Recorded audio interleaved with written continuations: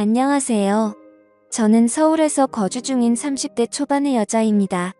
그동안 있었던 파란만장한 제 인생사를 들려드리고 싶어서 이렇게 조심스레 사연을 보내게 되었습니다.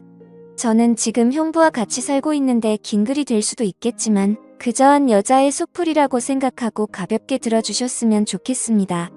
저에게는 2살 차이가 나는 친언니가 한 명 있습니다. 언니는 매사 차분하고 현명했으며 성격도 참 시원시원했었죠. 똑 부러지는 성격에 공부도 상당히 잘했고 얼굴도 예쁜 외모라 남자들 사이에서도 인기가 상당히 많았습니다.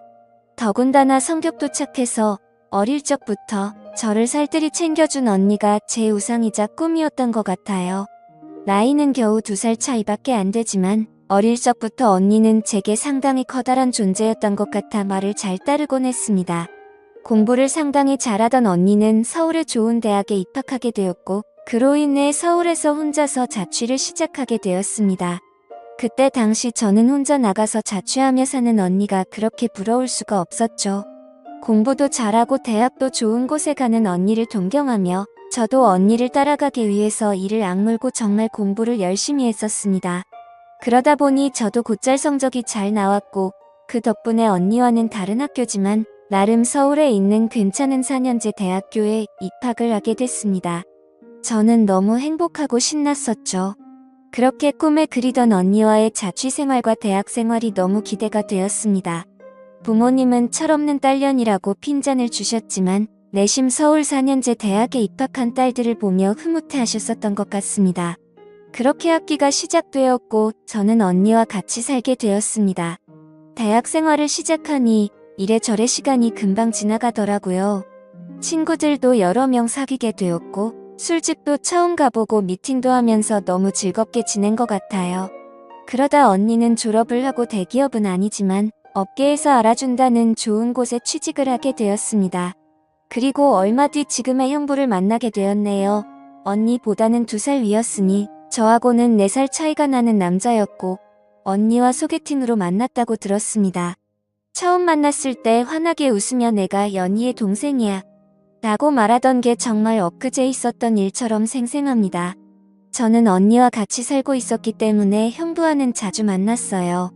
처음에는 여자 둘이 사는 집에 자꾸 찾아오는 게 불편했지만 너무나 좋은 성격에 항상 밝은 미소를 보여주던 형부였죠. 그리고 언니와 같이 어울리며 놀다 보니 언젠가부터 저도 서서히 편해지더라고요. 2사람은 항상 저를 같이 챙겨주었고 식사나 영화 그리고 술을 마실 때도 함께 했어요. 언젠가부터 그게 너무 좋았고 일상이 된 듯이 같이 노는 게 편해졌습니다. 저와 형부는 아는 오빠 동생 같이 아주 편한 사이가 되었던 거죠. 그렇게 처음 겪어보는 재밌는 일상들을 만끽하였고 평범한 대학 생활을 즐기면서 별탈 없이 잘 지내고 있었습니다. 그런데 하늘이 무너질 만큼 충격적인 일이 생겨버렸죠. 어느 날 갑자기 부모님의 충격적인 사고 소식을 접해야 했습니다. 언니와 제가 사는 자취방에 오셔서 반찬이며 이것저것 가져다 주시고 시골 집으로 내려가시다 차가 반파되는 큰 사고가 났습니다. 여자들끼리 사는 집이 이게 뭐냐며 투덜거리셨던 엄마와 애들한테 잔소리 그만하라는 아빠. 그 모습이 마지막 모습이셨어요. 부모님 2분 다 그 사고로 인해 돌아가시게 되었습니다. 저희 자매는 너무나도 슬픈 그 현실을 어린 나이에 모두 받아들여야만 했습니다. 형부는 장례식장에서 언니의 남자친구라고 주변 분들에게 소개를 하였고 저희 부모님의 마지막 장지까지 함께 해주었습니다. 목 놓아 울다가 너무 힘들어 지치면 형부가 달래주었고 무엇이라도 먹으라며 밖에서 죽까지 사와서 저희들을 챙겨줬었죠. 형부에게 너무 고마웠고 그때부터 많이 의지가 되었던 것 같아요. 그렇게 부모님을 보내드리고 나니 저희는 졸지에 고아가 되어버린 거나 마찬가지인 상황이 되었습니다. 그렇게 힘든 시기에 겨우겨우 버티면서 대학 생활을 마치고 졸업을 하게 된 저에게도 어느 날 한 남자가 다가오게 되었습니다. 이 남자가 바로 제 전 남편입니다. 부모님이 돌아가시고 형부와 언니에게 많이 위로받고 기대면서 살았지만 그걸로 제 마음이 채워지기에는 부족했었나 봐요. 자상하게 다가와서 제 말을 잘 들어주던 그 남자와 연애를 하게 되었고 저는 자연스럽게 그 남자에게 제 삶을 기대고 많이 의지하게 되었었죠. 그러다 보니 집에 들어가지 않고 외박을 하는 횟수도 점점 늘게 되었고 안 그러던 제가 갑자기 그런 모습을 보이게 되자 언니와 형부에게 혼도 많이 났었습니다. 그러던 중 저는 그만 사고를 치고 말았습니다. 어리다면 어린 그 나이에 혼전 임신을 하게 되었던 거죠. 지금 생각해보면 정말 미친 짓이라 생각하고 있고 그 시간을 되돌리고 싶은 심정입니다. 물론 지금 제 인생 누구보다 소중한 제 딸아이가 없길 바란다는 뜻이 아니고 전 남편만 되돌리고 싶습니다. 하지만 그때 당시에는 그 남자를 많이 의지했고 사랑했었기에 미래가 행복할 거라 꿈꾸고 아이를 낳자고 마음먹었습니다. 그렇게 저희는 예정에 없었던 결혼을 급하게 하기로 한 거였죠. 그래서 저는 언니와 형부에게 이 사실을 알렸고 정신이 있는 거냐며 많이 혼났었던 것 같습니다. 잘 살 테니 걱정하지 말라고 얘기를 계속 해줬지만 그게 말처럼 쉽게 될 리 없다는 걸 잘 알고 있는 두 사람은 저를 많이 설득하려고 했죠. 하지만 뱃속에 제 아이가 있었기에 되돌릴 수 없다는 걸 모두가 알았고 결국 제 의견을 따라서 결혼을 진행하게 되었습니다. 그러나 상견례부터 참 쉽지 않더군요. 그날부터도 많은 일이 있었습니다. 언니와 형부가 상견례 자리에 나와주었고 어른은 없냐며 대놓고 무시하던 시댁. 그리고 그런 경험을 처음 하면서 괜찮은 척하며 땀을 뻘뻘 흘리면서 시댁에 비위를 맞춰주던 형부. 매사에 정확하고 똑부러지던 제 언니도 저를 위해 성격 죽이고 이리저리 무사히 상견례를 끝마쳤네요. 남자친구와 저는 어린 나이에 목돈이 없었기에 시댁에서 마련해주신 15평 남짓되는 빌라에서 아이를 출산하였고 신혼생활을 시작하게 되었습니다. 그런데 제가 꿈꾸던 결혼 생활과는 정반대였습니다. 연애하던 시절에는 항상 저를 착하게 대해주던 남편은 결혼을 하고 난 뒤 마치 다른 사람처럼 180도로 바뀌었습니다. 잦은 음주와 외박 그리고 저에게 욕설까지도 서슴지 않았습니다. 처음에는 단순히 벌어지는 실수라 생각되어 넘어갔지만 그게 점점 도를 넘어서더니 어느 순간부터는 제게 몹쓸 짓까지 하더군요. 부모가 없으니까 개념이 없다며 욕을 하고 언니와 형부까지 싸잡아서 욕을 했습니다. 어리다면 어린 나이에 그 얘기를 듣고 있자니 서름에 복받쳐서 아이를 안고 많이 울었던 것 같아요. 하지만 저는 언니와 형부에게 제 상황을 이야기하지 못했습니다. 잘 살겠다고 큰 소리 뻥뻥 치고 강행했던 이 결혼. 지금 제가 이런 대접을 받고 힘들게 산다는 사실을 안다면 언니와 형부가 너무 슬퍼할 걸 잘 알았거든요. 그렇게 저는 힘든 하루하루를 살아가던 중 언니와 형부는 결혼을 하게 됐습니다. 저는 그 당시 많이 힘들고 지친 마음이었지만 누구보다 그 둘의 결혼을 축복했기에 밝게 웃으며 축하해 주었습니다. 그리고 저의 불행한 일상이 2년쯤 지났을 때였습니다. 남편의 포관과 만행은 점점 더 심해졌고 어느 날부터는 술집 다니는 여자와 외도를 하는 사실까지 알게 되었습니다. 많이 믿고 결혼한 사람이었기에 그런 현실들이 너무 많이 힘들었어요. 그래서 저는 이제는 이 사람과 어떻게든 정리를 해야겠다고 생각하고 있었을 때였습니다. 하지만 현실적으로 이혼하고 나가면 어떻게 살까라는 생각이 들었고 아직 이렇게 조그마한 딸아이와 내가 잘 살 수 있을까 걱정이 들었습니다. 부모님께서 살아계셨으면 내가 돌아갈 곳이 있을 텐데 하는 슬픔에 잠겼죠. 그러다 힘들어 지쳐 딸아이를 데리고 언니를 보러 집으로 찾아갔습니다. 저는 아무런 일 없다는 듯 언니와 식사를 했고 평소대로 일상적인 대화를 나누었습니다. 언니와 식사를 하고 있는 중에 형부가 퇴근하여 집으로 들어왔고 저를 보며 반갑게 맞아줬습니다. 언니네 오게 되면 딸아이 선물도 챙겨서 들어오게 미리 얘기 좀 하라고 하는 형부. 이렇게 정감 있는 인사를 해주며 제 머리를 쓰다듬어 주더라고요. 그런데 얼마 전 남편에게 밀쳐져서 넘어지다 찢어졌던 부분을 건드렸고 저도 모르게 비명 소리를 내게 되었습니다. 형부는 깜짝 놀라서 뭐냐고 왜 그러냐고 계속 물어봤죠. 저는 사실대로 말할 수 없어 눈을 못 마주치고 있는데 걱정을 해주는 모습을 보고 있으니 저도 모르게 서름에 복받쳐 갑자기 눈물이 흘렀습니다. 뭔가 이상하다는 느낌을 감지한 건지 형부는 제 몸을 계속 살폈고 눈에 띌 만큼 표정이 급격히 경직되면서 변해갔습니다. 형부는 남편 놈이 이런 거냐고 솔직히 말해보라며 저를 다 그쳤고 저는 아니라고 계속 부인했지만 하염없이 나오는 눈물이 제 말이 거짓이라고 저를 대신해서 대답해 주었죠. 결국 그날 그동안 있었던 모든 일에 대해서 솔직하게 말을 했고 형부는 화를 내면서 그 늦은 시간 저를 이끌고 저희 집을 찾아갔습니다. 술을 좀 했는지 소파에 누워서 뒹굴고 있는 남편을 사정없이 멱살을 잡고 흔들기 시작했습니다. 네가 사람 새끼냐고 어떻게 여자한테 그럴 수 있냐며 계속 욕을 했죠. 남편은 그러다 넘어지면서 가구에 부딪혔고 악을 쓰며 소리를 질렀습니다.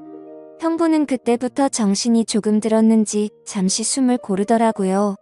일단 이 상황이 정리가 되어야 할 것 같아 형부를 밖으로 데리고 나가려 하는데 갑자기 남편에게 무릎을 꿇으면서 이야기를 했습니다. 우리 처제 어디 가서 이런 대접 받을 아이 아니라고. 제발 잘 좀 대해주면 안 되겠냐고. 내가 실수해서 다쳤으니 속 풀릴 때까지 자신을 때리라고 하더군요. 제발 부탁을 한다면서 말이죠. 남편은 그런 형부와 울고 있는 저에게 지금까지 해왔던 것 그 이상의 온갖 욕설을 뱉으며 경찰에 신고를 했습니다.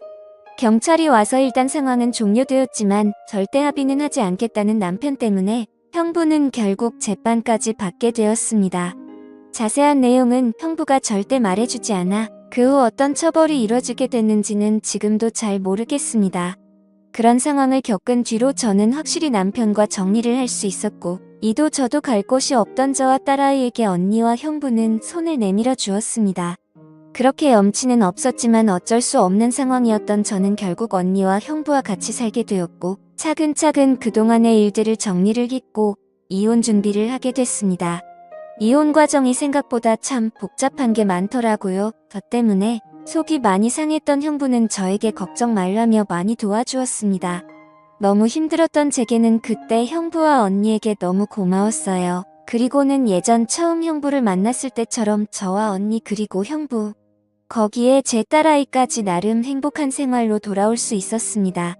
딸아이는 아주 어려서 그간의 일들을 전혀 인지하지 못합니다. 마냥 이 상황이 당연한 일상인 듯 해맑게 커가고 있었습니다. 어쩌면 다행이었죠. 이때쯤 아이가 3살이 되어 어린이집에 보낼 수 있었고 저도 작지만 경제활동을 할 수 있게 되었습니다.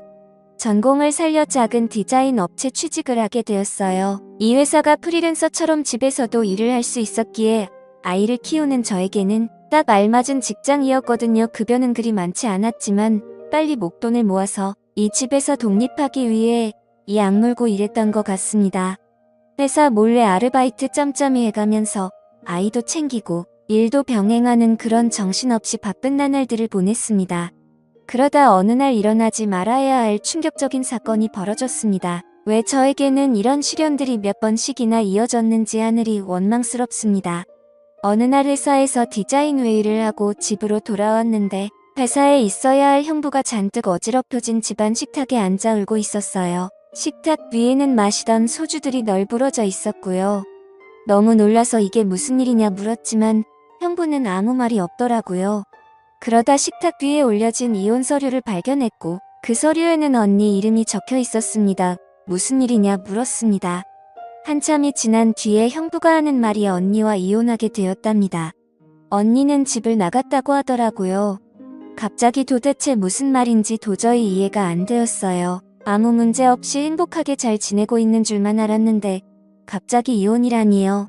계속 형부에게 물었지만 형부는 그냥 이혼할 거니 그렇게 알라고만 얘기했고 다른 이야기는 해주지 않았습니다. 일단 아이를 챙겨야 했기 때문에 대화는 그렇게 끝났고 바로 언니에게 전화했습니다. 언니는 아무 말도 하지 않았고 저는 무슨 일인지 일단 만나서 이야기하자고 언니를 다독였습니다. 언니와 만났고 이야기를 들었습니다. 언니는 정말 미안하고 몹쓸 짓인 걸 알지만 사랑하는 사람이 생겼다고 말하더군요. 이게 도대체 무슨 말인지 말도 안 나왔습니다. 제가 그렇게 좋아했던 똑순이 언니가 형부가 아닌 사랑하는 사람이 생겼답니다. 너무 화가 났어요. 뭐라고 욕도 나오기 전에 언니의 뺨부터 때렸습니다. 도대체 이게 무슨 짓거리냐고. 형부가 우리한테 얼마나 잘해줬는데 그게 무슨 말이냐고. 내가 잘못 들은 거 맞다고 말하라고 소리를 질러댔습니다. 그런 언니는 그저 미안하답니다. 저를 끝까지 챙겨주지 못하고 무책임하게 떠나게 되어서 미안하다고 하더라고요. 너무나 황당하고 어이가 없어서 말도 제대로 안 나오더군요. 그렇게 저희들을 위해 잘해준 우리 형부가 너무 불쌍해서 저는 정신을 차리고 언니에게 얘기했습니다. 앞으로 너는 내 언니도 아니고 2번 다시 우리 앞에 나타나지 말라고. 내가 너 대신 형부를 끝까지 지켜줄 거니 꺼지라고 했습니다. 그리고 울면서 자리를 나왔습니다. 저도 그렇게 아프게 이혼했는데 그렇게 믿었던 언니가 제 전남편처럼 인간 같지도 않는 짓을 저지르다니 믿어지지가 않았습니다. 집으로 돌아온 저는 말없이 형부를 위로해 주었습니다. 사실 제가 할 수 있는 일이 크게 없었어요. 저도 딸아이와 함께 얹혀 살고 있는 입장이었기 때문에 그저 위로를 해줄 뿐 다른 방법이 없었거든요. 형부는 며칠 동안 출근도 하지 않고 술만 마시며 지냈습니다. 그걸 보다 보니 저는 너무 안쓰러웠습니다. 그래서 그때부터 언니 대신 집안일을 더욱 더 살뜰히 챙겼고 가사, 육아, 일을 병행하게 되었습니다. 너무 바쁘게 움직였지만 그것보다 형부의 충격이 더 걱정되어 힘들다는 생각도 못했었죠. 그러던 어느 날 형부가 저를 불렀습니다. 그리고 봉투 하나를 건네 주었는데 1억 원이 수표로 들어있었어요. 그러면은 말이 같이 아파트 들어가려고 모아두었던 돈인데 이제 아무것도 필요 없으니 이 돈 가지고 나가서 자기 걱정 말고 행복하게 살라고 합니다.